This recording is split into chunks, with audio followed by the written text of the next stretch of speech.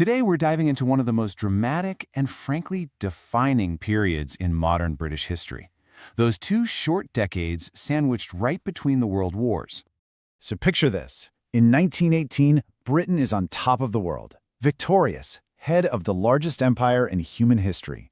But flash forward just 21 years to 1939, and it's a totally different country, scarred, deeply divided, and staring down the barrel of another catastrophic war. So the huge question we have to ask is this: how on earth did winning one war lead to a nation so completely transformed, standing right on the brink of a second one?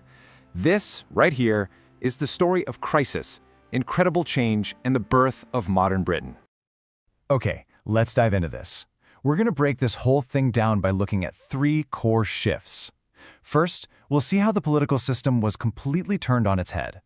Second, we'll ride the economic roller coaster of boom and bust. And third, we'll explore how society started finding its modern voice. So, let's start with what you can only call a political earthquake. Because the First World War didn't just break armies, it absolutely shattered the old political order that had run Britain for centuries. So what exactly happened to Britain's political landscape? Well, before the war you had two main players, the Conservatives and the Liberals. After the war, that whole map was basically torn up and redrawn. Now, what's so fascinating here is how you can see this shift visually. The Liberal Party, which had been this absolute giant of politics, just collapses. And who surges into that vacuum? The Labour Party. They represented the growing power of the working class and the trade unions, a group that was politically fired up after everything they'd been through in the trenches and factories.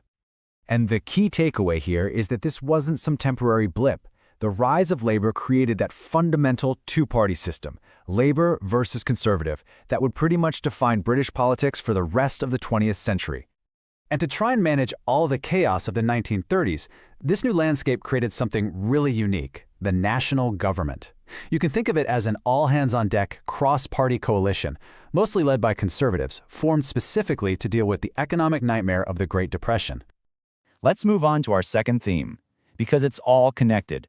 The wild roller coaster of the economy, swinging from the frantic energy of the Roaring '20s right down to the despair of the Great Depression.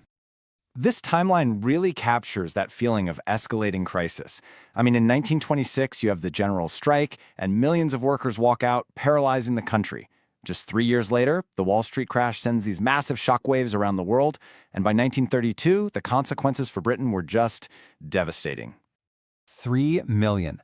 That was the peak number of people out of work. It's just a staggering figure. And behind that number is immense human suffering and social unrest that really shaped the entire mood of the decade. But here's the thing. The pain was not shared equally, not even close. This chart brilliantly illustrates one of the most lasting legacies of the period. The Southeast, with its new industries like cars and electronics, actually recovered pretty quickly. But the old industrial heartlands, the North, Wales, places built on coal and steel, they were absolutely decimated. And this is what created the famous North-South divide, an economic and cultural gap that, let's be honest, continues to shape British society and politics in many ways to this very day. But here's a fascinating paradox. Even as that old economy was fracturing, a new, much more modern consumer society was emerging from the cracks.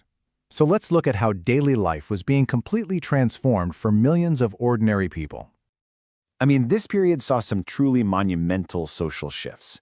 Women finally got full voting equality in 1928.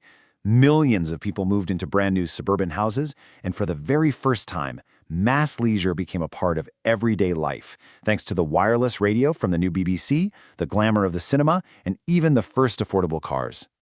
This quote from J.B. Priestley just captures it perfectly. He saw this New England of roads and factories and giant cinemas springing up. It was, in a very real way, the birth of the consumer society we all recognize today. And what's so incredible is that for the first time, people all over the country, regardless of class, were listening to the same radio shows and watching the same movies. This new mass media created a shared popular culture and a common national identity in a way that just wasn't possible before. And so that brings us right back to our endpoint, 1939. Britain is on the brink. It's a nation that has been completely transformed, and now it's facing the prospect of another world war. This table does a fantastic job of showing the sheer scale of the change we've been talking about. Geopolitically, the focus shifts from empire to commonwealth. Politically, The old system is gone, replaced by the labor-conservative fight. Socially, a rigid class system starts giving way to mass culture. And economically, it's no longer one powerhouse, but a divided economy. The transformation is just huge.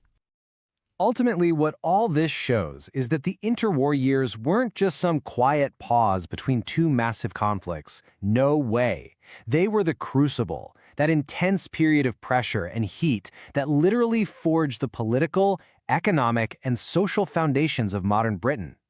Which leaves us with one final hanging question. Could this new Britain, it was more modern and more democratic,